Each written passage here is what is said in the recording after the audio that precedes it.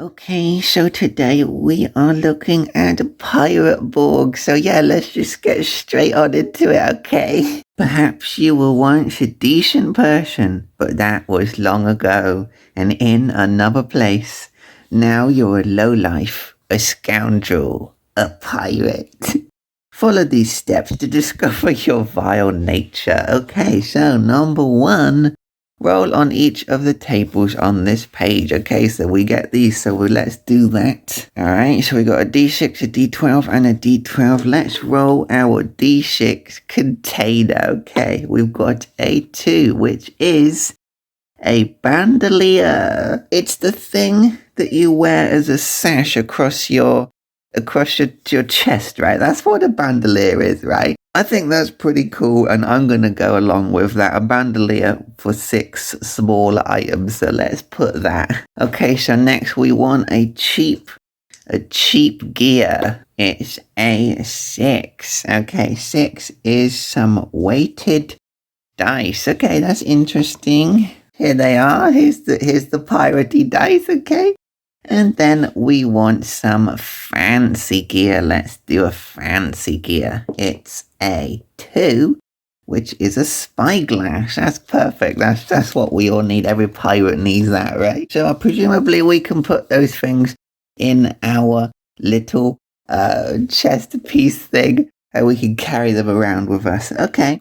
Next thing we need to do is to roll our ability scores. Okay, so we have strength, agility, presence, toughness, and spirit. Okay, strength for strongness, agility for how agile we are.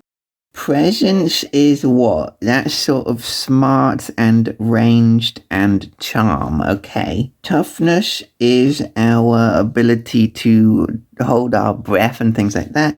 And spirit is the willpower for using magic, I suppose. So that's cool. So strength. So since we're doing character creation, I'm going to say we're allowed to re-roll a 1. Okay, so we're going to re-roll the 1 and we get a 4. Okay, so 11 strength, which is pretty much average. Okay, 14 agility. 15 presence, 4, 4, and 6, which is 14. And our spirit is, okay, we got another 1. I'm going to re-roll it. Okay, we got a 2. So we got 4 and 4, which is 8. Okay, so we're not very, magically empowered. Okay, that's fine. So next we want to roll our class, which we can do with a D8. Okay, so we get a D8, a piece of 8. And we'll roll it, and we'll see what we end up with.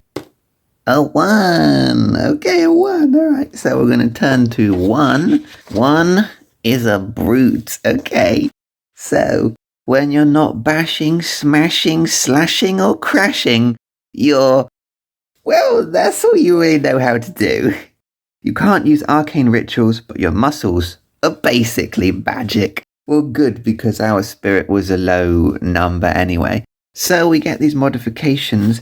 I don't know if we add these modifications to these numbers or to these numbers. So what should we do? Well, since we've already done these numbers, let's add these numbers to these numbers, right? So let's go with strength plus 1, toughness plus 1. So we got a toughness of 2, presence minus 1, which is a bit unfortunate because we had a good one there, and spirit minus 1 again. That's fine. I don't mind having a minus 2 on that.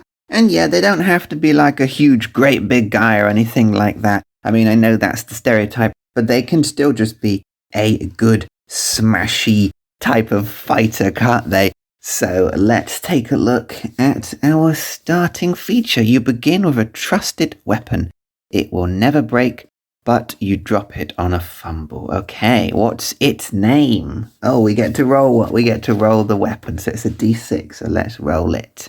Boom, 3. It's a meat cleaver caked in lead of dried blood. Oh my goodness. Oh my. Okay, I think that's a bit. Oh my goodness. I feel like I'm way out of my depth with this character. Let's roll it one more time, and we'll see if I feel any better about that, because that might be a bit too violent for my capabilities. I'm sorry.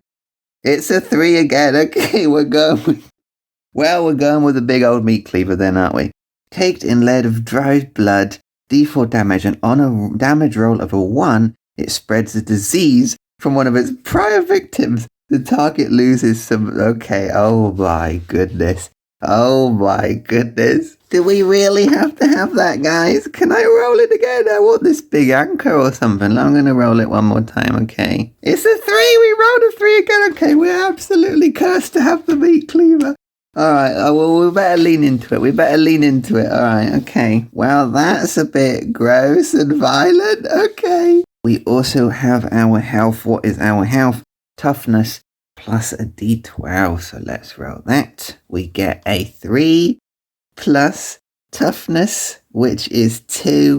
So we have 3, 5 health. Okay. We can also have some clothing, which is a d10. And a hat, which is a d12. So let's get the 12. Okay, what is it? It was a d10 and a d... I've forgotten it. It's a 6. We get a fancy clothes. You look amazing. 250 silvers. All right, cool. Fancy kind, okay. Just a quick sketch of some fancy pirate jacket or something like that. It's 0 armor. But we look amazing, so we're going to make quite an impression with the fancy clothes on one side and the blood-stained meat cleaver on the other side, okay? And then we have to get our hat, which is a D12. Is it a D12? I think it's a D12. All right, we get a 6. Okay, another 6. It's a bandana. Okay, a bandana. That's cool. So he's got a bandana, he's got a bandolier, he's got a fancy jacket thing. Yeah, I think he's looking pretty cool. I'm pretty happy with him so far. That's the kind of style it's a pretty cool piratey style. I'm happy with that. Okay. Oh yeah, let's go with the backgrounds then. This is a D100. We'll go with a background. It's a 29. A 29 is... Where is it? It's really small. 29. A businessman? What? A businessman? I'm sorry. I don't know. This is not coming together. Let's roll another one. 13. A sailor. Alright, I'm fine with that. He might as well just be a sailor.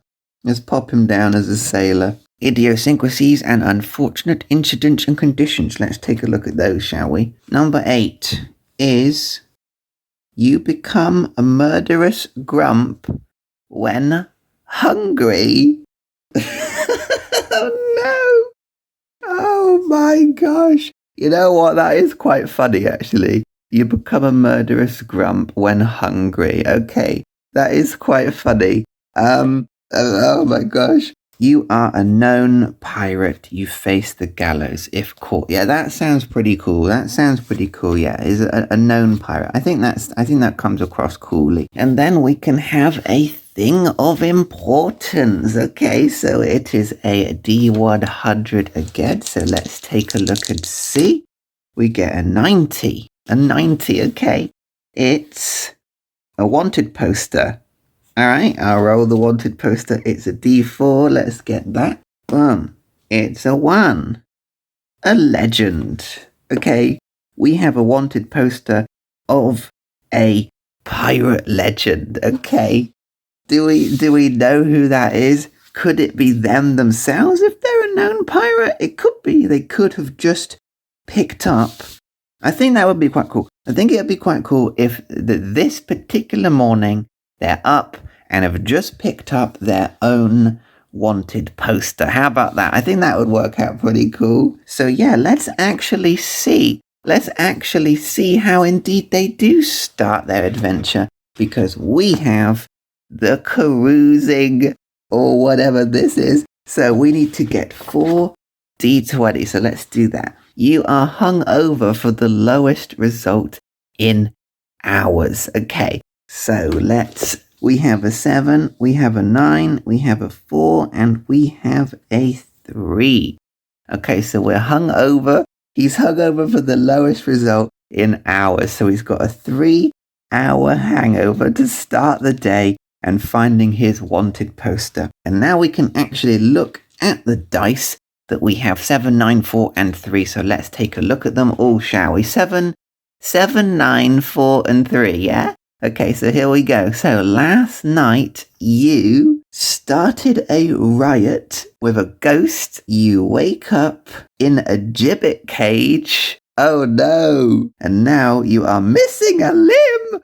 Oh my gosh! Oh no! The ghost better help us out of there, to be honest. The ghost better help us out. We've just been in the cage, we've just got our wanted poster, and now we're missing a limb as well. Are we going for a peg leg? Are we going for a peg leg? That's kind of what you're supposed to do, right? He's a proper piratey pirate and everything, so yeah. And we're probably going to start to get hungry in a minute as well, so that's not going to end well, is it? Alright, so here's a cool list of names, so let's get ourselves the D66 and roll it. And we've got a 6 and a 3, which is Juan. Is that how you say that? Juan? Okay, Juan is one type of name. Okay, let's try another name and see what we think we get. A 2 and a 4, and we can decide 2 and 4. Bath. Okay. Should we go with Juan? And then we need a surname, so it's another D66. So, got a 5 and a 4. Lopez. That works, right? Because it's like a Spanishy sort of name. Juan Lopez. Let's put that in. All right, Juan Lopez. So we know that he is of sort of Spanish or that sort of South American descent or something like that. I'm not very good at my nationalities, but yeah, that's pretty cool. All right, so I think that's pretty much everything for now for getting our adventure started. I think that's fine. We've got Juan Lopez. They have a cool fancy coat. They have a cool bandana. They have a peg leg because they've woken up. They just randomly woken up with a peg leg or something. But they've got their trusty, extremely deadly cleaver. They were a sailor, but now they're waking up in the gibbet cage with the wanted poster of themselves. So they are a known pirate, but they have their weighted dice. They have their telescope. And so, yeah, we are ready. We are ready to begin our adventures. So that's it for this episode, I suppose. But let me know what you think. And we're happy to get this little ghosty to maybe come and help rescue us as well. So yeah, that's pretty much it. I'm excited to see where the story will take us next. There's plenty more in this book to randomly generate anyway and to take a look at. But for now, that's our cool and interesting pirate and the start of our predicament of our adventure. So yeah, let me know if you want to join my pirate crew as well. And we could go off on the high seas and have a jolly old time, can't we? Okay, so yeah, that's it. And yeah, I guess I'll see you next time when we join him in his predicament and see where we end up. Okay, all right. Thank you for watching. That's it. Okay, goodbye then.